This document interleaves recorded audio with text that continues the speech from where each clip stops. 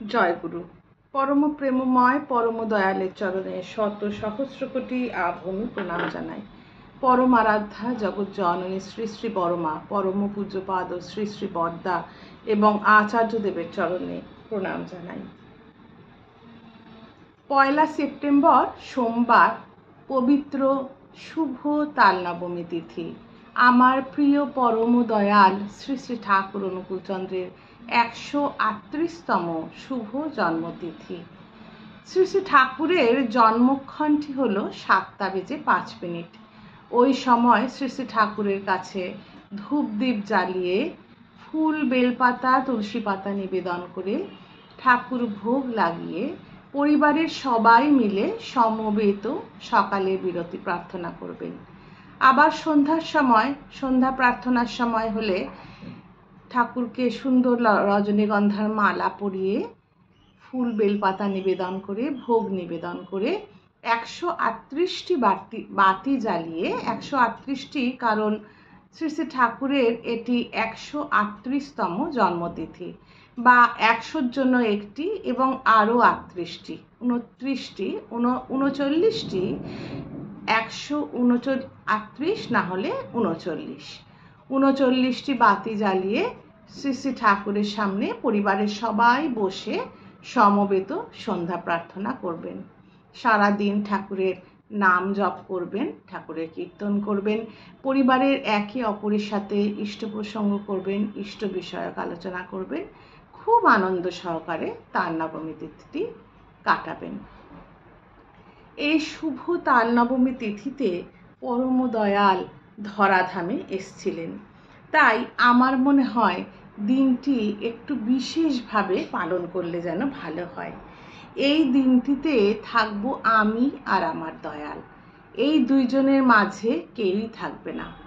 সারাদিন আমি দয়ালের নাম ধ্যান করব, নামময় হয়ে থাকব। আমার চিন্তায় এই দিনটিতে আমার সাথে কেউ থাকবে না, মানে আমার চিন্তায়, আমার ভাবনায় আর কোনো ভাবনাকে আমি প্রশ্রয় দেব না। শুধুমাত্রই দয়ালের কথা ভাববো এবং সারা দিন নামময় হয়ে থাকবো। দৈনন্দিন যে কাজগুলো করা দরকার, যেমন আমরা মায়েরা পরিবারের সকলের জন্য রান্না করি, খাবার তৈরি করি, ঘরদোর পরিষ্কার পরিচ্ছন্নতা যাতে বজায় থাকে সেই বিষয়ক কাজগুলো করি। পরিবারে যদি কেউ অসুস্থ থাকেন, আমার উপর নির্ভরশীল থাকেন, তাহলে তার কাজগুলো দেখাশোনা অবশ্যই করা দরকার। পরিবারে ছোট বাচ্চা থাকলে তার দেখাশোনা করা দরকার। এই দৈনন্দিন প্রাত্যহিক নিত্য প্রয়োজনীয় কাজগুলি ছাড়া আমরা আর কোনো কাজেই মনোনিবেশ করব না। শুধুমাত্রই দয়ালের কথাই ভাবব। সারাদিন নাম করব, দয়ালের কীর্তন করব, ঠাকুরের অনেক সুন্দর সুন্দর বই আছে, সেই বইগুলো পড়ব, একে অপরের সঙ্গে ইষ্ট বিষয়ক আলোচনা করব, দয়ালকে নিয়ে মশগুল হয়ে যেন আমরা সারাটা দিন কাটাই। পরম প্রেমময় শ্রী শ্রী রামকৃষ্ণদেব বলেছিলেন, কেমনভাবে সংসারে থাকবি জানিস? সংসারে থাকবি বাবুর বাড়ির ঝিয়ের মতো। বাবুর বাড়ির ঝিয়েরা কেমন থাকে বলুন তো? তারা সময় আসে, কাজকর্ম করে, কাজকর্ম হয়ে গেলে চলে যায়, কোনো অ্যাটাচমেন্ট তাদের থাকে না। তাদের কাজটি করে, কাজ তারা পরিষ্কার পরিচ্ছন্ন করলেও কিন্তু তাদের কোনো অ্যাটাচমেন্ট থাকে না এই কাজের প্রতি। তারা কাজ করে, মন দিয়ে কাজ করে, অনেকে বেশ ভালোই কাজ করে, কিন্তু তাদের মনটি পড়ে থাকে কিন্তু তাদের বাড়ির জন্য, যেখানে হয়তো তাদের একটি ছোট্ট শিশু শুয়ে আছে, সারা দিন মায়ের জন্য অপেক্ষা করে আছে। আমরা যে কদিন এই পৃথিবীতে থাকব, সবাই কিন্তু আমাদের সময় হলে আমরা এই সংসার, এই ঘর বাড়ি, এই অ্যাটাচমেন্ট, এই ভালোবাসা, এই দুনিয়ার পার্থিব ভালোবাসা সব কিছু ফেলে আমরা আমাদের মূল বাড়ির উদ্দেশ্যে রওনা হব। কেউ ব্যতিক্রম নেই। এখন যারা বর্তমান আছি, পূর্বে যারা ছিলেন এবং পরে যারা থাকবেন, কেউ কিন্তু এর ব্যতিক্রম নয়। আমরাও একদিন এইখানের কাজ ফুরালে এই জগতের কাজ ফুরালে চলে যাব। আমাদের মনটি থাকা উচিত সেই বাড়ির প্রতি। সেই জন্যই রামকৃষ্ণদেব, শ্রী শ্রী ঠাকুর রামকৃষ্ণদেব বলেছেন, থাকবি বাবুর বাড়ির ঝিয়ের মতো। কর্তব্য কর্ম সব কিছুই আমরা করব, কিন্তু আমাদের মনটি থাকবে সেই বাড়ির প্রতি, আমাদের আসল বাড়ির প্রতি, যেখান থেকে আমরা এসছি এবং যেখানেই আমরা ফিরে যাব। শ্রী শ্রী ঠাকুরের পুণ্যপুঁথি গ্রন্থে একটি জায়গায় পড়ছিলাম, আমাদের জীবনটা একটা বুদবুদের মতো। সমুদ্রে, আমরা সবাই সমুদ্র দেখেছি, সমুদ্রে আসছে অসংখ্য ফেনা, ফেনার ঢেউ আসে, আবার সেই ফেনা মানে বুদবুদ, অজস্র অসংখ্য কোটি কোটি বুদবুদ একত্রিত হয়, আবার কিছুক্ষণ বাদে সেই বুদবুদ আবার সমুদ্রেই লয় হয়ে যায়।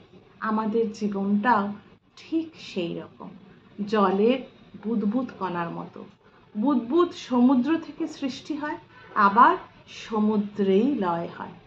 আমরাও সেইখান থেকে এসছি, আবার সেইখানেই ফিরে যাব। পরম দয়াল পরমাত্মার অংশ সবাই আমরা, জীবাত্মা।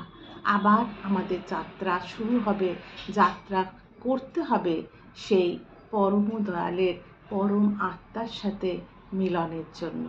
তাই এই দুনিয়ায় আমাদের আসার মূল উদ্দেশ্যটাই হলো সাধনা করার জন্য। আমরা অনেক পুণ্য ফলে আমরা শ্রী শ্রী ঠাকুরকে লাভ করেছি। একজন সন্ন্যাসী ঠাকুর জীবিত থাকাকালীন ঠাকুরের কাছে এসেছিলেন। তিনি ঠাকুরের অনেক প্রশংসা করলেন, গুণগান করলেন। শ্রী শ্রী ঠাকুরকে দেখে পায়ে লুটিয়ে পড়ে প্রণাম করলেন, মুগ্ধ হয়ে গেলেন।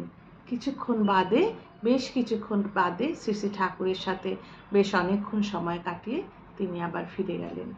ঠাকুরের পার্ষদরা তখন জিজ্ঞাসা করেছিলেন যে, ঠাকুর, উনি আপনার কাছে আসলেন, আপনাকে দেখে মুগ্ধ হয়ে গেলেন, আপনার মহিমা বুঝলেন, কিন্তু আপনাকে তো গ্রহণ করলেন না, আপনার দীক্ষা তো নিলেন না, কায়মনোবাক্যে তো আপনার নামটা স্মরণ করতে পারবে না, সে তো আপনাকে গ্রহণ করলো না। শ্রী শ্রী ঠাকুর তখন বলেছিলেন, ওর এখনো সময় হয়নি, এই জন্মেও ওর সময় হয়নি, ওর আরও জন্ম লাগবে। এই জন্মে শুধুই দর্শন, পরবর্তী জন্মে গ্রহণ।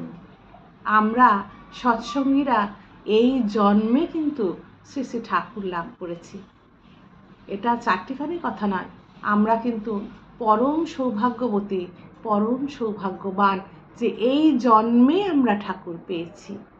তাই আসুন এই শুভ তাল নবমী তিথিতে আমরা সবাই প্রতিজ্ঞা করি, শ্রী শ্রী ঠাকুরকে, শ্রী শ্রী ঠাকুর যা বলেছিলেন সেটি যেন আমরা সঠিক মাত্রায় পালন করতে পারি। শ্রী শ্রী ঠাকুরকে যেন বুঝতে না চাই, বুঝতে চাইলে কিন্তু বুঝতে পারবো না।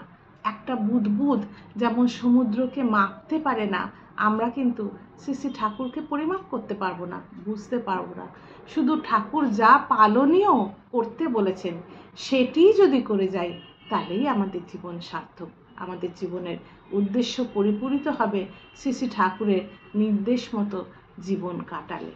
সেইভাবেই যেন আমরা জীবনের আর যে কটি দিন বাকি আছে সেই কটি দিন ঠাকুরকে মাথায় নিয়ে ঠাকুরের নির্দেশ মতো, ঠাকুর যেই পথ দেখিয়েছেন সেই পথে চলে জীবন সার্থক করতে পারি। আজ আলোচনা এতটুকুই। জয় গুরু। বন্দে পুরুষোত্তম।